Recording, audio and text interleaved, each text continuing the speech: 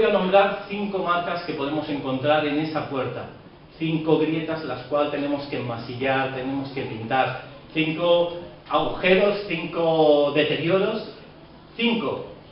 La lista sería indefinida, incalculable. Hay muchos, porque nuestra propia carne es un artista de generar cosas en la carne y el enemigo nos tienta continuamente. Pero voy a nombrar simplemente 5 para reflexionar sobre algunas de ellas que son bastante típicas.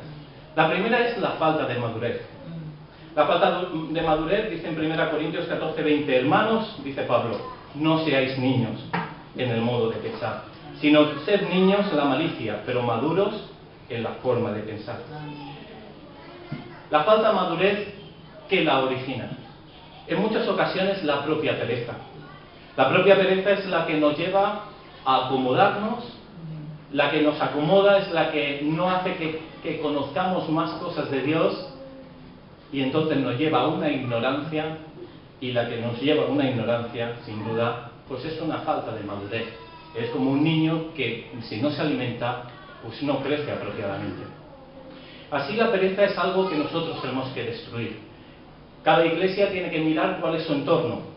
La iglesia pues en Portugal pues tiene, o en Grecia pues tiene ese empuje de la iglesia católica o de la ortodoxa. En otros lugares tendrá el empuje social de tal o cual. También puede haber empujes buenos. El mismo Thomas Jefferson, el que escribió el Acta de Independencia de los Estados Unidos, él llegó a decir, reconociendo que su pensamiento era producto de la mentalidad imperante en aquella sociedad, que era el pensamiento cristiano y la palabra de Dios. Vemos un acta de independencia escrita que perdura por los años y por los siglos, que es un estímulo y un ejemplo para otras naciones, una nación prosperada en muchos sentidos, que fue fundamentada porque la propia sociedad estaba fundamentada de nuevo en la palabra de Dios. Así el ambiente donde nos movemos nos puede hacer tender para bien o no. Y aquí, pues sin duda, en donde vivimos, en esta Barcelona, pues vemos esa laicidad, el buscar el placer, el buscar la comodidad, el buscar el propio interés, la pereza. La pereza. La pereza para no querer crecer, para no querer buscar más. Pero Dios nos permite, si tenemos una sociedad que nos influencia negativamente, Dios nos llama a crear un ambiente social apropiado. Entonces, no nos alimentemos de aquello que sabemos que no nos va a alimentar, que no nos va a nutrir, que no nos va a hacer crecer, sino reunámonos con personas que están fundamentadas en la palabra de Dios. Alimentémonos hoy en día, pues a través de internet, de televisión. Hay tantos programas, tantas formas de nutrirse, páginas donde solo hay películas cristianas, hay predicaciones, la propia Biblia como nuestro libro de cabecera, de mesa de comedor, y allá donde vayamos. Hay muchas formas de crear ese ambiente. Y no seamos en eso dejarnos. Dice la palabra de Dios que sobre el perezoso, dice, como la puerta que gira sobre sus quicios, así el perezoso se vuelve a su cama. Pero nosotros no queremos ser así. Nosotros queremos coger esa grieta y taparla en el nombre del Señor, porque no queremos quedarnos ahí, queremos avanzar hacia el interior porque Dios tiene grandes cosas. Un segundo aspecto sobre esta puerta que podemos encontrar es el respirar incredulidad. La falta de fe, y dice la palabra de Dios que sin fe es imposible agradar a Dios. Normalmente nosotros hacemos un listado de cosas que nos atraen. Por ejemplo, cuando nos dicen, ¿qué tal te va la vida? Y dices, bueno, bien, tengo mi esposa o mi marido según el caso, los hijos, tengo un trabajo estable, vivo no sé dónde, me he comprado no sé qué, está en la casa no sé dónde. Y normalmente haces un listado de cosas que son visibles. Pero Dios dice en su palabra, porque por fe andamos, no por vista. Que realmente nuestros ojos no se deben depositar en esas cosas, sino en las espirituales. Y preguntarnos, cuando nos digan, ¿cómo estás? Preguntar interiormente, porque es complicado abrir nuestro corazón a todo el mundo, pero decir, ¿cómo está mi amor? ¿Cómo está mi gozo? ¿Cómo está mi paz? ¿Cómo está mi benignidad, mi bondad? ¿Cómo está el fruto del Espíritu en mí? Porque realmente, cuando lleguemos al cielo, eso es lo que va a tener valor. Y lo otro, como hojarasca, pues va a desaparecer, porque es temporal. Hay cosas buenas dentro de estas, hay cosas puede que no tan buenas, pero Dios es lo primero, siempre lo primero. Hablemos de un tercero para ir avanzando, que es precisamente el no avanzar por temor. El temor como bloquea. El temor realmente paraliza. Hay una anécdota sobre Pedro Muñoz Seca, que fue un dramaturgo, un escritor de la Guerra Civil Española, la cual vio como sus compañeros fueron fusilados y él ya estaba en la cárcel y temía lo peor. Llegó un momento, un pelotón viene a sacarlo de la prisión, de la celda, y hay un momento que de forma resuelta él se gira y dice: me podréis quitar la libertad, me podréis quitar todos los bienes, me podréis quitar la vida, pero nunca me podréis quitar una cosa. Sorprendidos, los del pelotón se giraron y dijeron: ¿qué es eso? Y dice: el temor que tengo, el miedo. Realmente el miedo es algo que se agarra a la persona de tal manera que bloquea. Pero dice la palabra de Dios que aunque ande por valles de sombra y de muerte, no temeré mal alguno. Sin duda que en muchas ocasiones en la palabra se dice no temas, no temas. En muchas porque es algo natural, algo que se abraza a la persona, como en este ejemplo. Pero la palabra dice: aunque ande en valle de sombra y de muerte. Quiere decir esto, que aunque tema, en el caso que aunque tema, sigo andando en el nombre de Jesús. Amén. Así Dios nos llama a seguir caminando con Él. Y Ezequías así lo hizo. Continuó reparando estas puertas. Otro aspecto sería, hemos tocado sobre la falta de credulidad o la incredulidad, sobre el no avanzar por temor, hemos hablado sobre la pereza, sobre el acomodamiento. Un cuarto aspecto sería el mirar atrás. Y realmente nosotros pasamos la vida en muchas ocasiones lamentándonos por el pasado y anhelando el futuro. Pero ¿qué es del ahora? Del ahora, porque Dios dice en su palabra que hoy es día de salvación. Así que realmente podemos preguntarnos, ¿estamos utilizando nuestro pensamiento correctamente en este sentido? Shakespeare decía: el pasado es solo un prólogo de la vida. Y es así. Tú plantéate, ¿dónde estás ahora? Yo me planteo, ¿dónde estoy ahora? Estoy aquí, como se decía Benecer, hasta aquí me llevó el Señor, hasta aquí me ha traído, y ha sido un prólogo, pero Dios va a hacer lo que quiera a partir de ahora.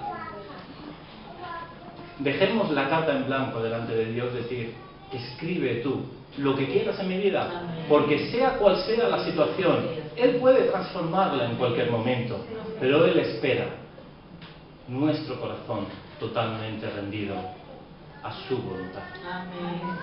Así, en nuestro pensamiento normalmente tendemos, puede que a la nostalgia, cuando Salomón decía: nunca digas que tiempo pasado fue mejor, o a veces por el lamento o el resentimiento. Cuando en Lucas encontramos que Jesús decía: ninguno que poniendo su mano en el arado mira hacia atrás es apto para el reino de Dios.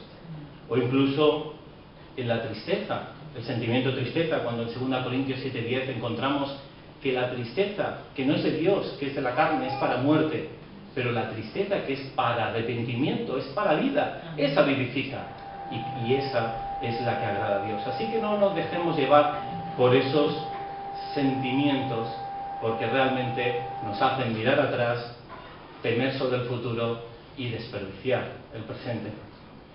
Pero continuamos adelante, tapada esa grieta, mantener, por último, la quinta que podemos encontrarnos, el mantener el pecado. Esta es ineludible.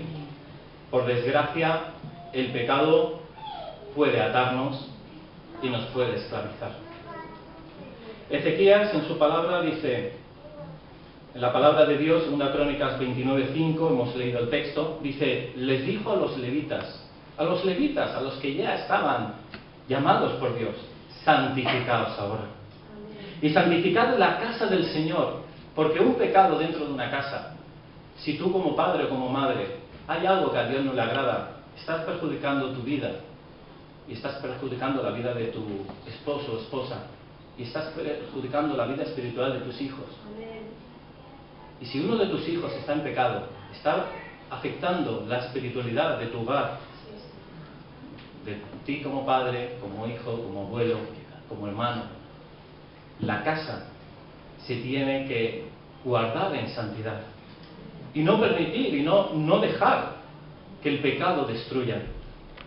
Y así dice la palabra: santificad la casa del Señor, el Dios de nuestros padres, y sacad del santuario la inmundicia. Incluso nosotros entre hermanos, el pecado de uno afecta al resto. Por tanto, Dios me guarde de no pecar por amor a vosotros y a cada uno de nosotros por amor del resto. Hay un texto que escribe Tozer que es muy directo y dice así: ninguna persona cuyos sentidos se han ejercitado para conocer el bien y el mal, de los cuales estaríamos dentro, por la gracia de Dios, continúa diciendo, podría hacer otra cosa excepto afligirse al ver las fervorosas almas que buscan ser llenas del Espíritu Santo, mientras están viviendo en un estado de descuido moral y al borde del pecado. Cualquier persona que quiera que el Espíritu Santo more en ella debe juzgar su vida de las iniquidades ocultas que pudiera haber en ella. Debe expulsar de su corazón todo lo que esté en desacuerdo con el carácter de Dios, conforme lo han revelado las Escrituras. No debe haber tolerancia alguna respecto al mal, ni de tomar en broma, no tomar en broma las cosas que Dios odia. El pecado destruye y ata. Y ante estas 5 grietas realmente nosotros podemos poner nuestra voluntad. Pero si somos sinceros, yo solo no puedo contra el pecado. Yo solo no puedo contra mi mente que se va hacia atrás. Yo solo no puedo contra la pereza. Yo solo no puedo contra cada una de las marcas que hay en esa puerta. Pero dice la palabra que las puertas se tuvieron que abrir primero para luego ser reparadas. Si abres las puertas, permites que el carpintero venga y las pueda reparar. Así, si nosotros hemos dado un puño a esta puerta con nuestros 5 nudillos, descansemos, porque los 5 dedos de la mano de Jesús está presto para sacarte, para limpiar esa puerta, para hacer algo nuevo y diferente en nuestra vida, para quitar el pecado, para quitar el horror de nuestro pensamiento, para quitar nuestros sentimientos vanos, para sacarnos de ese bucle de pereza. Dios da la resolución y la solución. Muestra cuál es el diagnóstico, pero también la medicina. Y dice en Ezequías, versículo 10 que hemos leído, ahora pues, yo he determinado hacer pacto con el Señor, el Dios de Israel, para que aparte de nosotros el ardor de su ira. Yo he determinado hacer pacto con Dios. Dios es un Dios de pacto. Antiguo y Nuevo Testamento, Antiguo Pacto y Nuevo Pacto. Dios es Dios de pacto. Jacob hizo pacto. Abraham hizo pacto. Isaac hizo pacto. Cada uno de los hombres de Dios hicieron pacto con él. Y Ezequías dijo, yo he determinado hacer pacto con el Señor. Así, en 2 de Corintios, Dios nos llama a hacer ese pacto. Dice, nosotros somos ministros de un nuevo pacto, un pacto en el Espíritu. Así, yo quiero retarme y retarnos a buscar de ese pacto que diga, Dios mío, si hay algo que no te agrada en esa puerta de 5 marcas, o cualquier marca más que tiene solo mi puerta, Señor, hago pacto contigo para que tú la derribes si es necesario, pongas la puerta que quieras, la enmasilles, la cambies el color, las pulas